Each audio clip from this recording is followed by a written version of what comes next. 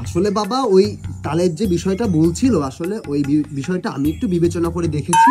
আসলে বিষয়টা হচ্ছে আমারও বিয়েটা অবশ্য করা দরকার। আর বিষয়টা হচ্ছে ওই বউটা থাকলে দেখা যাচ্ছে আমি যেহেতু ওই গার্মেন্টস এর হেল্পার, সেহেতু আমার একটা পদবি আছে, তো সেহেতু আমি একটা ভালো ঘরের মেয়ে অবশ্যই পেতে পারি। আর বিয়েটা যখন করব তখন হচ্ছে ওই যে বউকে নিয়ে মাঝে সাঝে ওই যে একটু হাদিস মার্কেট গেলাম, একটু শাড়ি চুড়ে কিনে দিতে হবে, আর একটু বাদাম সাদাম খেলাম। দু চারটা শাড়ি থাকলে আসলে বা আপনি যেহেতু বিয়ে শাদী করেছেন সেটা আপনি তো বুঝেনি।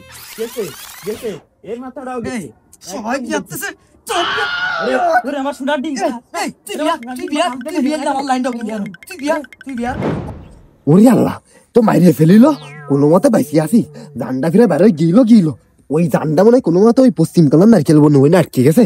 ও শালা বদ ধরে মনে কাছে গাঁদা টাদা খাই আছে, ওই মেলা দিন কান ছুটিয়ে দুইটা মারি নাই তো এর জন্য মেলা বাইরে গেছে। আসলে দেখো তাহলে আমি ওই বাবাকে তোমার বিষয়টা বলছিলাম, কিন্তু বাবা বলছে না। আচ্ছা আচ্ছা বাচ্চা কামড়া দিমা। আচ্ছা ও আল্লাহ, কি নামের কথা দুদিন শহরে গেলে পায় রয়েছে।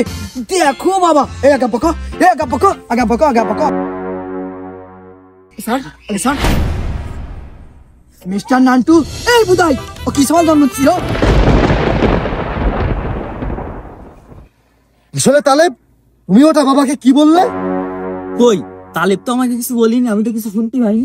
এই মিস্টার নান্টু, তুমি যদি আমার বড় ভাই লাইনটা ক্লিয়ার করে দাও, তারপর আমার লাইনটা ক্লিয়ার, আর আমরা দুই ভাই মিলে তোমারটা নিকের ব্যবস্থা করি। ভাবলি তাওয়াগে নিজিড্ডা। ও চাচা, তোমাকে নেটা তো মিটিয়ে গেল, এবার আমার টাকা কয়টা দাও।